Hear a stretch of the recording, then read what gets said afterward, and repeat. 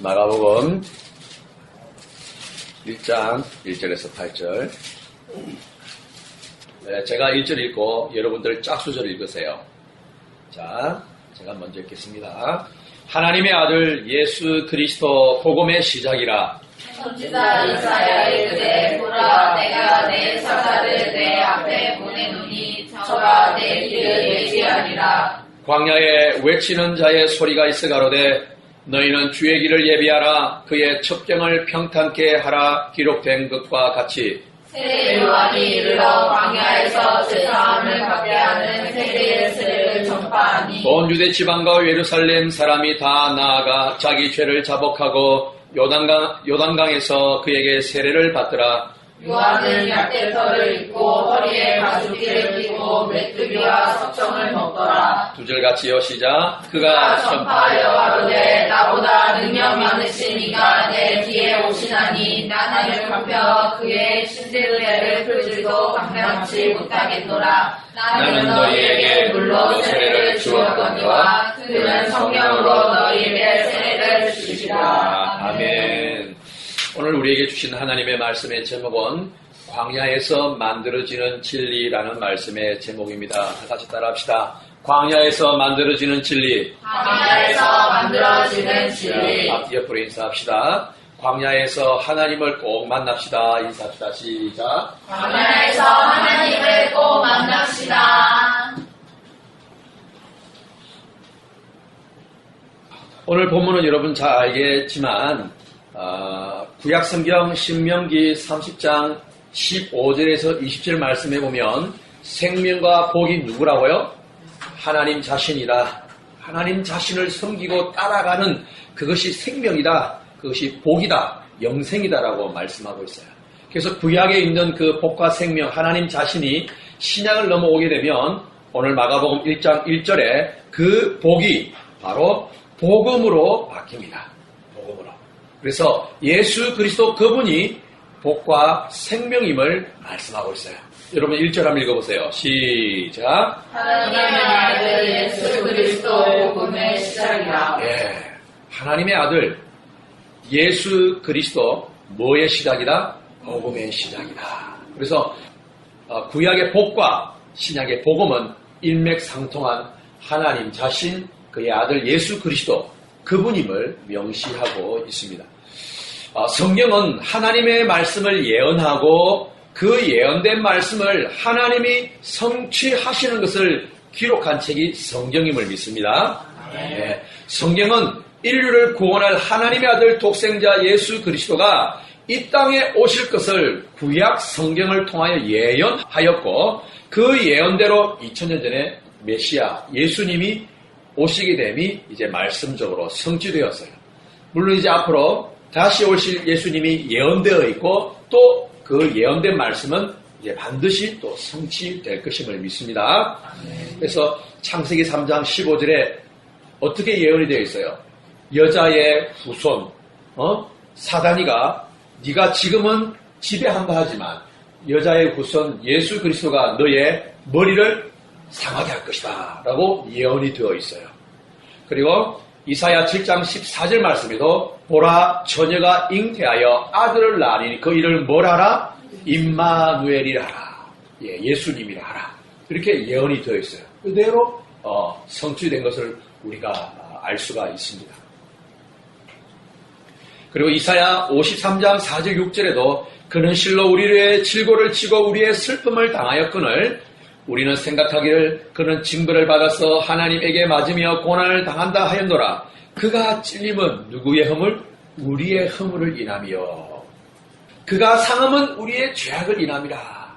지금 누가 찔리고 상한다는 거예요? 예수님이 십자가에서 그렇게 한다라는 거예요. 그가 징계를 받음으로 우리가 평화를 누리고 그가 채찍에 맞음으로 우리가 나음을 입었도다. 우리는 다 양 같아서 그릇 행하여 각기 제 길로 갔거늘 여호와께서는 우리 무리의 죄악을 누구에게 담당했다? 그에게 예수 그리스도에게 담당시키셨다. 그 이사야의 예언이 그대로 예수님이 십자가에서 성취됨을 우리가 알 수 있어요. 그래서 성경은 하나님의 말씀이 예언되어 있고 그 예언을 반드시 하나님도 성취하시는 거예요. 그래서 예언과 성취가 함께 움직여감을 우리가 알 수가 있습니다.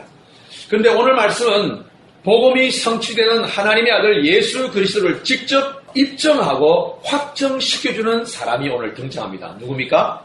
세례요한이에요.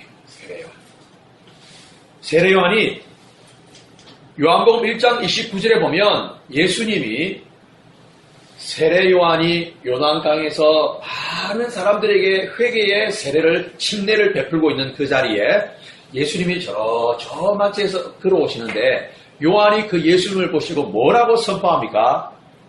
보라, 세상 죄를 지고 가는 하나님의 어린 양이로다 라고 그 예수님을 바로 이사야에 예언되어 있는 창세기 3장 15절에 예언되어 있는 그 분이 바로 예수 그리스도 저분이라고 소개하고 입증하고 확정시켜주는 자가 오늘 바로 이 세례 요한이에요. 세례 요한은 예수 그리스도 십자가의 길을 예비하고 평탁케 하는 자이며 예수님을 영접하기 위해서 먼저 여기 보세요. 4절에 보면 죄 사함 받게 하는 회개 세례를 받아야 한다라고 선포하고 있어요. 그러니까 예수님을 믿는다는 것은 뭐냐면 자신의 과거의 많은 죄들을 예수님 정말 제가 죄인입니다. 이 죄를 나의 죄를 용서해 주세요. 그리고 예수님이 십자가에서 나의 모든 죄를 예수님이 대신 짊어지시고 죽으신 것이 믿어지게 되면 이제 그가 예수님을 믿는 그리스도인 하나님의 자녀 천국 백성이 되는 거예요. 아멘. 네. 말로만 하는 게 아니라 말도 해야 되고 마음도 동의가 되어야 되고 내 삶도 그런 예수님의 사람의 모습들이 나타나는 거예요. 이 지정의가 하나가 되어서 할 때에 믿는다라고 말을 하는 거예요. 아멘. 그래서 현재 교회에는 입만 믿는다고 하지만 마음을 믿지 않는 사람도 있고 또 나가서도 안 믿는 사람보다 더 많은 나쁜 짓을 하는 사람도 있다라는 거예요. 그래서 세례요한이 예수님을 영접하는 것은 죄 사함 받게 하는 회개의 세례를 받아야 한다라고 선포하는 거예요. 그리고 세례요한은 뭘 입고 뭘 먹었어요? 약대 트로스를 입고 허리에 가죽띠를 띠고 또 메뚜기와 석청을 먹었다. 하나님의 아들 예수님이 메시아임을 입증하고 소개하는 사람이 오늘 세례요한으로 또 등장합니다. 그런데 세례요한이 전하는 이 복음의 소리가 어디에서 전해졌다라고 말을 하고 있어요? 광야입니다. 3절 한번 읽어보세요. 우리 김희택 성도님 3절 한번 읽어보세요. 3절. 광야에 외치는 자의 소리가 있어 가로되 너희는 주의 길을 예비하라. 그 책경을 괜찮게 하라. 기록된 것과 같이. 아멘. 자, 세례요한이가 이 복음의 메시지가 바로 광야에서 외치는 자의 소리로 외쳐졌다 말을 합니다. 그러니까 이 복음의 메시지가 화려한 왕궁이나 당시에 화려한 예루살렘 성전이 아니었단 말이에요.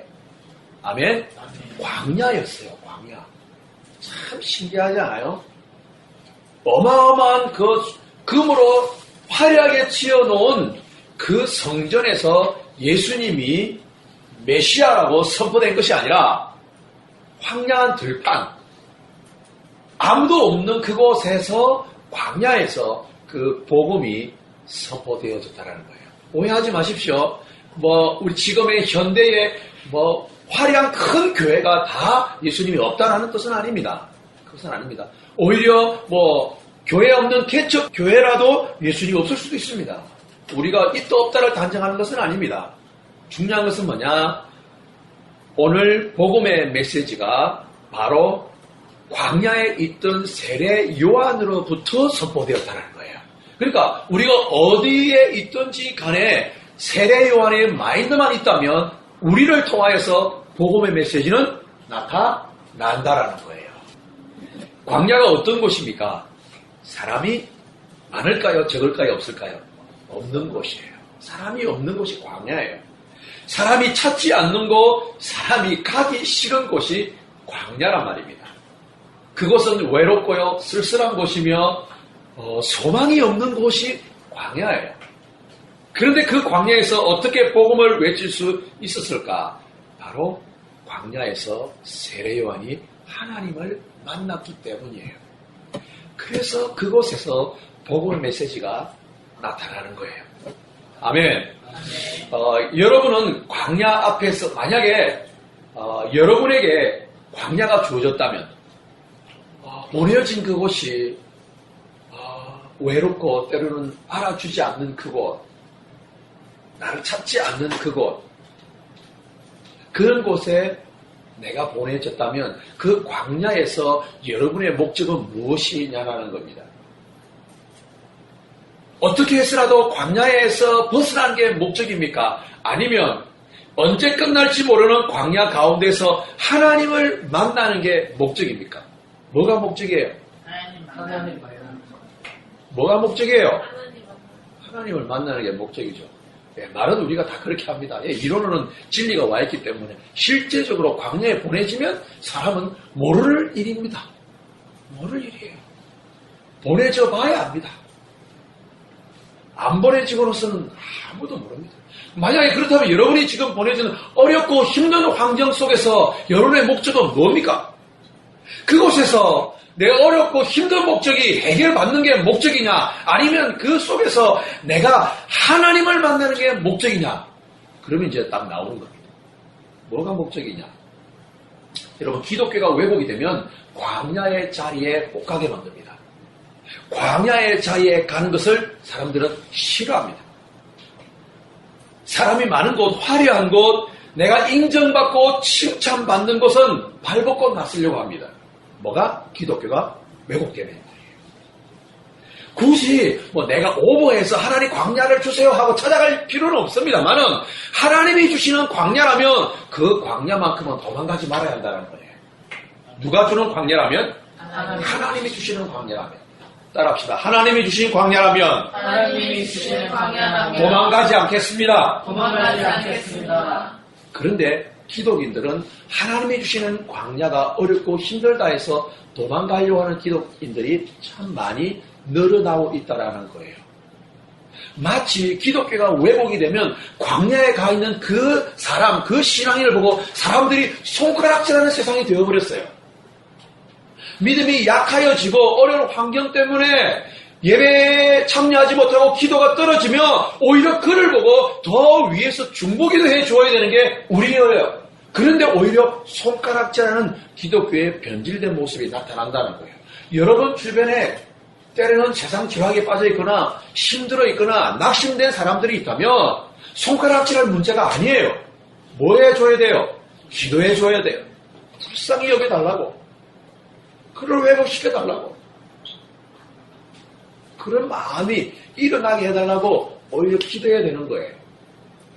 그래서 하나님이 보내시는 광야라면 광야를 벗어나는 게 목적이 아니라 그것에서 뭐 하는 게 목적이다? 하나님을 만나는 게 목적입니다. 하나님을 만나는 게 목적입니다. 자, 여러분 출애굽기 14장 한번 찾아봅시다. 출애굽기 14장 2절 4절 보세요. 우리 다 같이 한번 읽어봅시다. 시작. 이스라엘 자손을 명하여 돌쳐서 바다와 믹돌 사이에 비아히롯 앞 곧 바알스본 맞은편 바닷가에 장막을 치게 하라. 바로가 이스라엘 자손에 대하여 말하기를 그들이 그 땅에서 가득하여 광야에 갇힌 바 되었다 할지라. 내가 바로의 마음을 강팍케 한즉 바로가 그들의 뒤를 따르니 내가 그와 그 온 군대를 인하여 영광을 얻어 애굽 사람으로 나를 여호와인 줄 알게 하리라 하심에 우리가 그대로 행하리라. 아멘. 자, 여기 말씀을 잘 보면요. 2절에 보면 이스라엘 자손을 명하여 뭐 해서? 돌쳐서. 돌을 때렸다는 뜻이 아니에요. 돌이켜라는 말이에요. 돌이켜. 턴백입니다. 턴백. 유턴을 말하는 거예요. 돌쳐서, 돌이켜서 다시 백을 했다는 뜻이에요. 이게 무슨 말이냐면요. 이스라엘 백성들 그 수백만 명이 하나님의 놀라운 은혜와 하나님의 지도자 모세를 통하여서 그 400년 동안 애굽의 노예 생활, 마치 조선이 일본의 식민지 생활하던 그 어마어마한 노예 같은 삶, 이름 다 빼앗겼지요. 삶이 빼앗겼지. 정말 지금의 여고생 같은 아이들을 다 데려가가지고 그 위안부로 정말 더러운 짓을 일본인들이 다 했단 말이야. 그보다 어마어마한 고통의 시간을 400년 동안 지낸 그 이스라엘을 하나님 은혜로 해방을 시켜줍니다.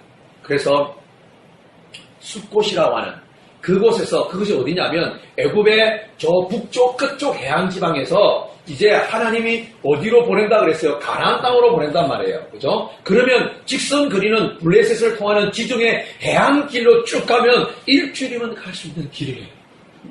그래서 그곳에서는 많은 사람들이 기대했겠죠. 모세를 통해서 하나님 가나안 땅으로 우리를 보내주시면 해방시켜 주신데 얼마나 기대에 찼겠어요. 그리고 10가지 재앙을 통하여서 하나님 애굽을 멸하시는 것을 눈으로 목격하는 거예요. 눈으로. 세상에 자기 집 앞에 무설주에다 어린아이 피를 탁 빨아놓으니까 그 죽음의 사자가 자기 집에는 오지 않냐고 건너가서 애굽 사람의 장자들을 하나씩 죽여나가는 거예요. 그 하나님의 놀라운 역사를 봤을 때 얼마나 놀라면서도 하나님에 대한 경외함과 그리고 이 속국에서 벗어나서 가나안 땅으로 간다는 그 기대감이 얼마나 컸겠어요.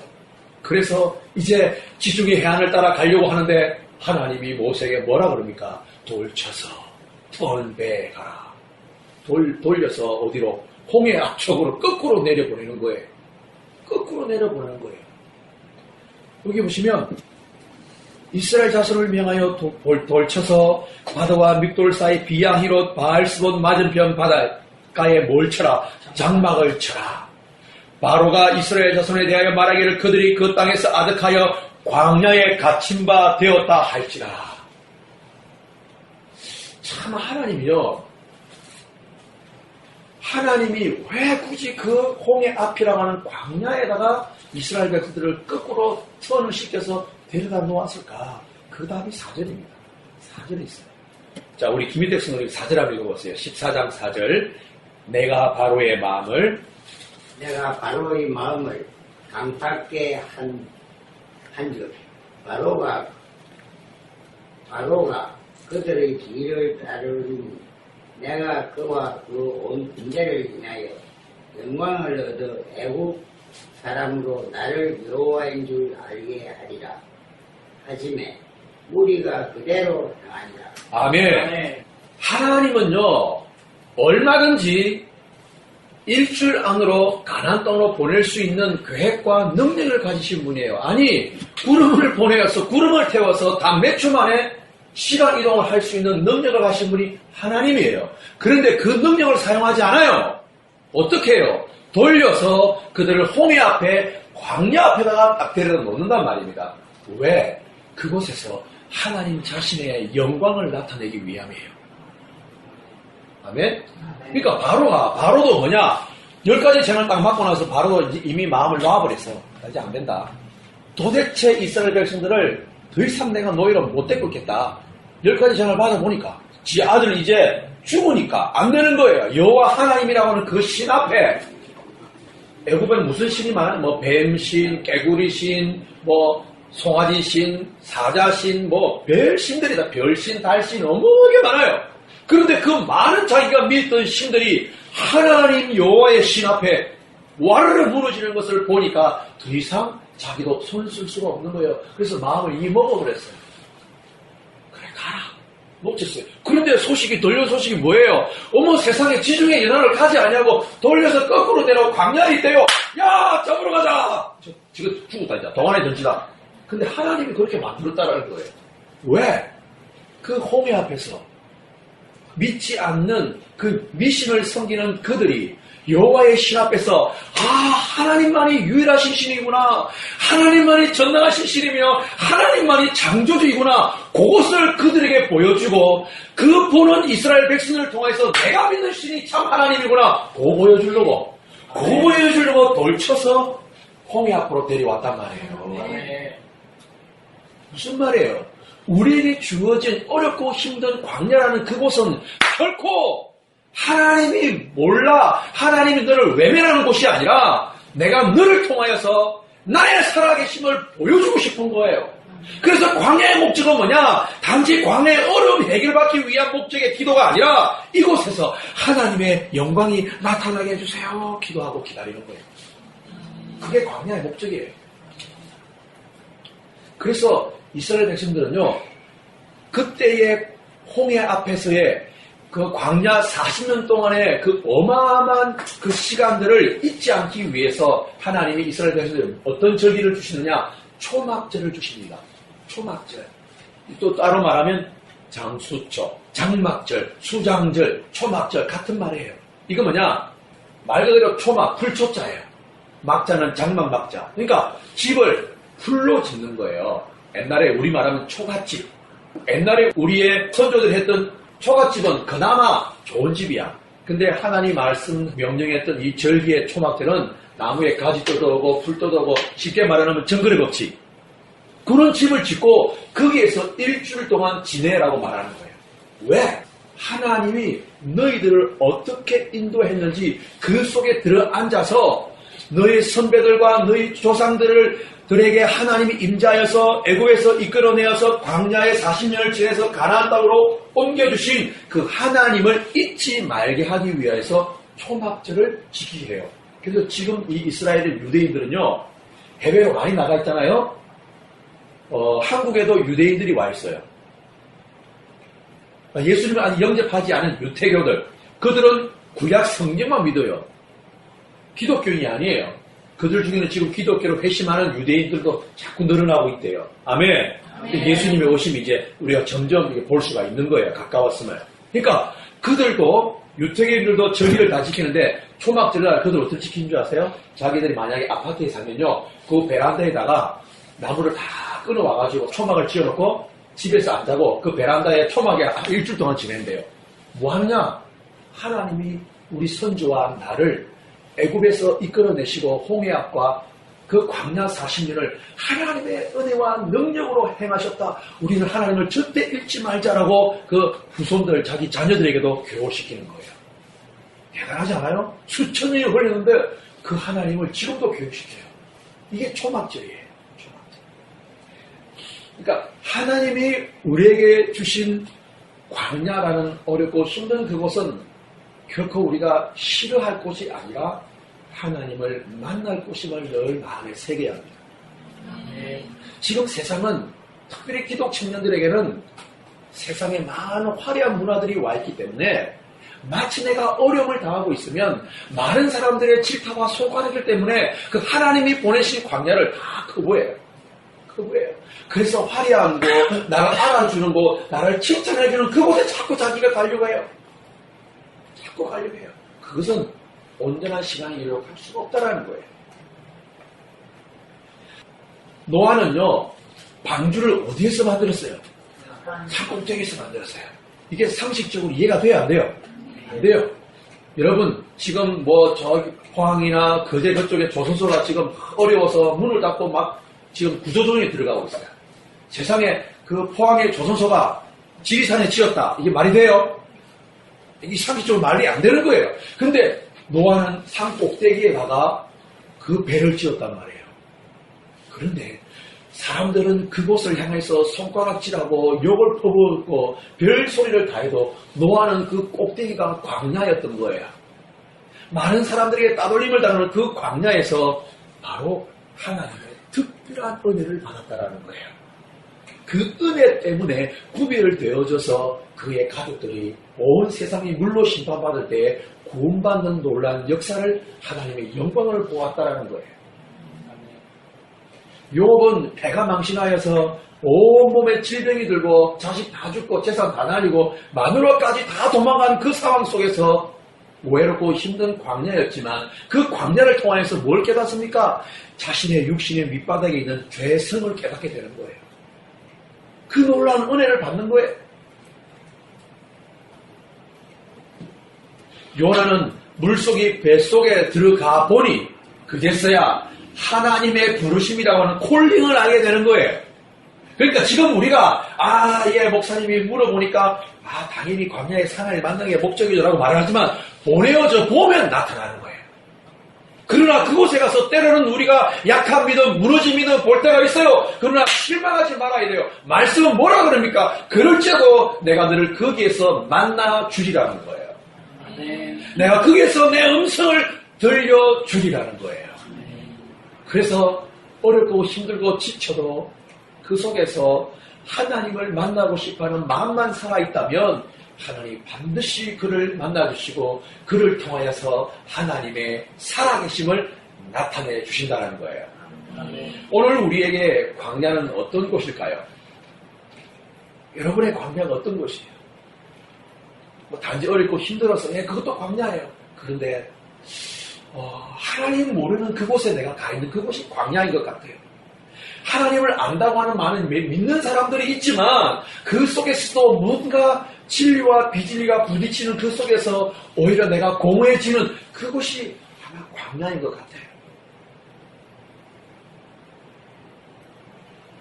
매일매일 많은 사람을 만나지만 그 가운데 예수님을 모르는 자들, 예수님에게 무관심 많은 자들, 오히려 기독교를 혐오하고 싫어하는 자들이 쌓여있는 그곳이 바로 광야이지 않나 싶어요. 그 광야는 참으로 외롭고 쓸쓸하고 우울하기까지 할 때가 있어요. 저도 긴 목회는 아니지만 한때 그 목회 초창기에 진리를 깨달으면서 주변에 이렇게 참 왜곡되어지고 참 변질되어가는 그런 어떤 모습들을 봤을 때에 목회에 대한 어떤 회의감이 왔어요. 회의감. 야, 해봐야 뭐. 그러니까 회의감도 오고 뭐 나라고 뭐 대단한 착각 속에 있을 때는 내가 대단한 사람인 줄 알았는데 진리를 깨닫고 나니까 내가 진짜 대단한 사람이 아님을 깨닫게 되니까 어떻게 목회를 하나. 그래서 막 그만둬버리고 싶은 마음이 한때 참 많았어요. 그런데 하나님 앞에 단에 엎드려 기도하고 또 하나님의 도움을 구하면 또 마음에 주시는 게 있는 거예요. 뭐냐? 나만이라도 진리의 사람으로 남아야 되겠다. 그런 마음이 조금씩 있는 거예요. 따라합시다. 나만이라도 광야에서 진리의 사람으로 남기를 원합니다. 그런 어떤 작은 마음을 하나님이 주시지 않았나 지금 생각해 보아요. 그래서 그 마음을 또 붙들고 하루하루 시간을 지나 지금까지 오는 걸 보면 하나님이 저의 가정과 또 교회를 또 이만큼 하나님이 또 진리로 무장하게 하시지 않나 참 감사한 마음을 가진다라는 거예요. 하나님은 굳이 왜 오늘 우리를 그런 광야의 장소로 이끄시는가? 왜 진리의 사람 하나도 없는 그곳, 아무도 나를 알아주지 않는 그곳으로 하나님은 왜 인도하시는가? 바로 나만을 향한 하나님의 뜻과 계획이 있기 때문이에요. 따라합시다. 나만을 향한 하나님의 뜻과 계획이 있기 때문이다. 네. 그렇기 때문에 그 광야라는 곳에 하나님이 여러분을 이끄셨다는 거예요. 여러분 배부르고 등 따시면요 하나님이 옆에 와 있어도요 하나님의 음성이 안 들려요.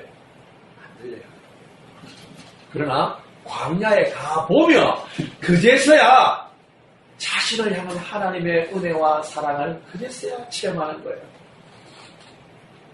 그제서야 흘리는 그 눈물이 내 영의 깊은 눈물임을 알게 되는 거예요. 7절 우리 다 본문으로 들어오세요. 마가복음 1장 7절 그가 전파하여 시작. 그가 전파하여 가로되 나보다 능력 많으시니가 내 뒤에 오시나니 나는 그가 그의 신들레를 그리로 감당치 못하겠노라. 자 여기 보면요 세례 요한이 광야에서 하나님의 그 이끄심과 인도하심 가운데에서 지내면서 그가 전파하는 말씀 가운데 어떤 말씀을 전파하느냐? 나보다 능력 많으신 이가 내 뒤에 오시나니 나는 굽혀 그의 신들매를 풀기도 감당치 못하겠노라 말하고 있어요. 이게 지금 광야에서 하나님을 만나서 솟아나오는 영혼의 고백이에요. 나는 내 뒤에 오시는 예수 그리스도 예언되어 있는 그분이 지금 오시는데 나는 그의 신들매를 풀기도 감당치 못하겠다. 신들매가 뭐냐면 신발끈이에요. 끈. 여러분 지금 운동화 끈, 구두끈을 생각하면 안 돼요. 샌들 있죠, 샌들. 옛날에는 유대인들이 전부 다 샌들을 신고 다녔어요. 그래서 이 끈이 그냥 발등과 발바닥 한 바퀴 빙빙빙 돌아가지고 발목에 딱 한 번 묶는 거예요. 그래서 어떤 그 주인이 밖에 나가서 활동을 하고 들어오면 그 집안에 있는 노예, 하인들이 주인이 오시면 신발끈을 다 풀어서 물에 대를 받아놓고 주인의 발을 깨끗이 씻어주고 닦아주는 것을 이 하인이 합니다. 그런데 세례 요한은 나는 그 하인보다 더 못하다라고 자기를 칭합니다. 뭐냐? 광야에서 하나님 보내신 그 광야에서 자기 자신의 정체성이 확실하게 확립을 되었다는 것을 알 수가 있어요. 왜냐하면요, 세례 요한은요, 당시에 회개의 세례를 요단강에서 선포했을 때에 유대인과 예루살렘인은 그다 많은 사람들이 그에게 와서 세례를 받고 놀라운 회개의 역사가 일어나요. 그러면 사람들이 세례 요한을 향해서 뭐라고 묻는지 압니까? 당신이 누구냐? 야, 너 이사야와 같다. 너 정말 대단한 영성이다. 너의 메시지 앞에 내가 이렇게 강박한 마음이 다 깨어 무너진다. 당신이 누구냐? 혹시 메시아가 아니냐? 그 말을 하는 거예요. 그런데 세례 요한이 뭐라 그럽니까? 아니다. 나는 그 시도가 아니다. 나는 메시아가 아니다. 이건 뭐예요? 자기 자신의 정체성이 확실한 거예요. 내가 예수가 아니라 나를 통하여 예수를 나타내는 하인보다 못한 자라는 것을 자기가 이야기하는 거예요. 그러니까 우리가 보내준 그 광야에서 자기 자신이 누구인지에 대한 확실한 정체성을 확고하게 다듬는 곳이 어디라고요? 광야예요. 광야. 그래서 광야에서는 헤어나가기 위한 기도 제목이 1번이 되면 안 돼요.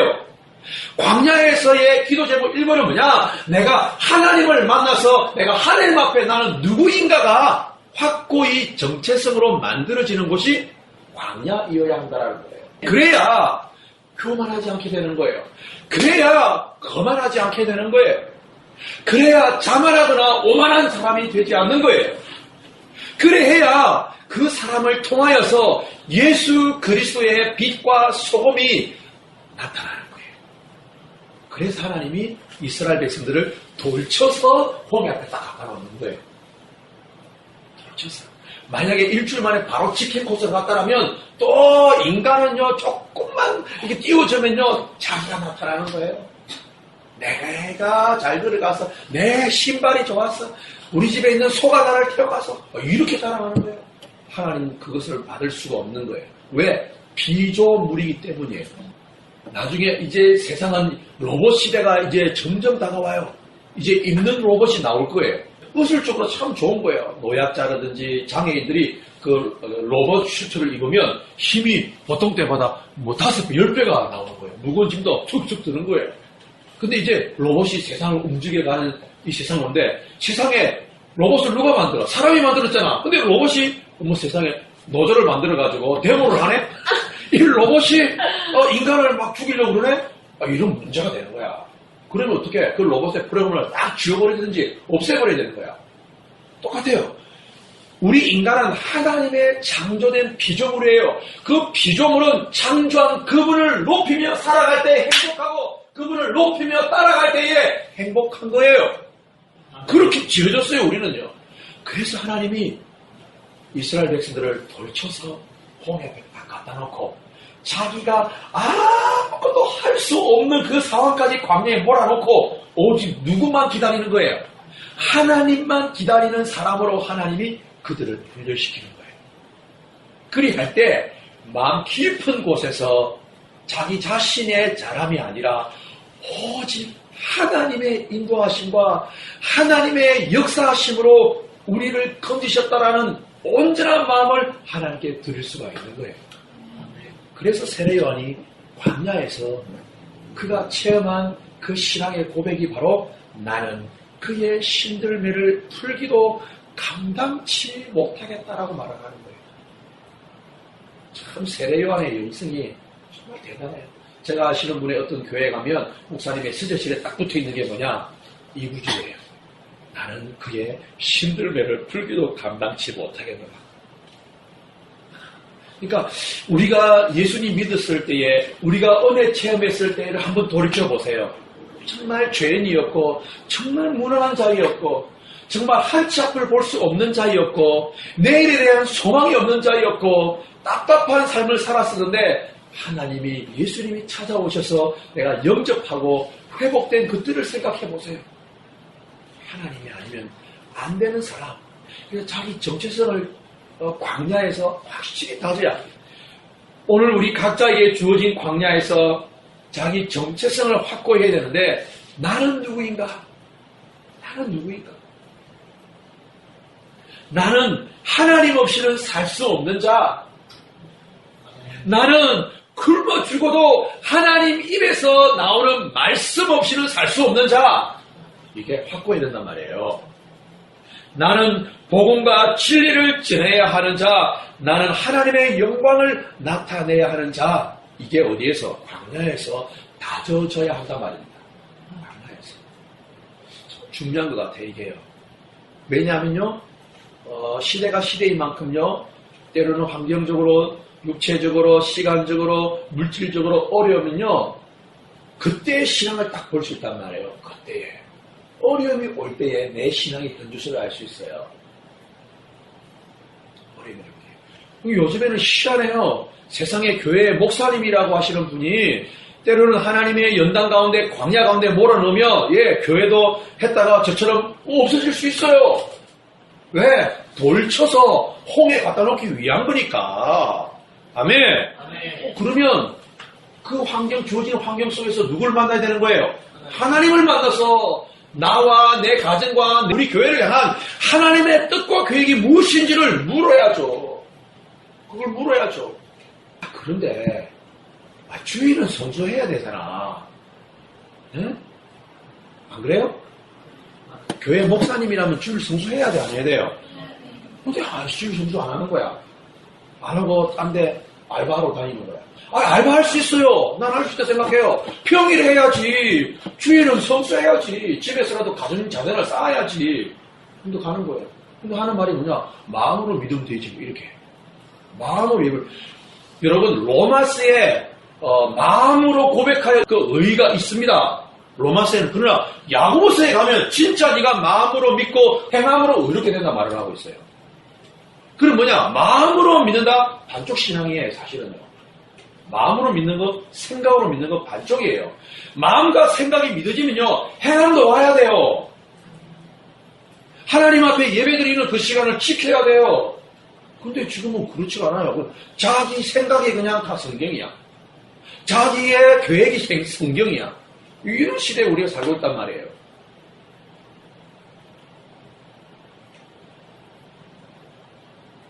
보내진 그 광야에서 하나님의 뜻과 계획이 무엇인지를 확립하는 시간을 가져가라는 거예요. 나는 왜 이렇게 살아야 되지? 나는 왜 이렇게 힘들게 살아야 되지? 굳이 시대를 몰라도요, 굳이 진리를 몰라도요, 오히려 예수 믿는 사람 가운데는 진리와 이런 깊이 몰라도 잘 먹고 잘 사는 것 같은데 왜 나만 이래야 되지? 예수 믿는 사람들이 오히려 거짓말도 더 잘하고 죄도 더 잘 짓고 세상에 혼전 성관계도 대놓고 해버리고 이 동성애도 옹호하는 기독인들이 늘어난 이 시대에 왜 내가 이렇게 힘들게 살아야 되지? 왜 내가 광야에서 굳이 이렇게 헤매고 살아야 되지? 라는 생각이 들고 때로는 그 마음이 흔들릴 때가 있단 말이에요. 그러나 이것은 흔들릴 문제가 아니에요. 흔들릴 문제가 아니라 그런 광야가 있을 때는 아하!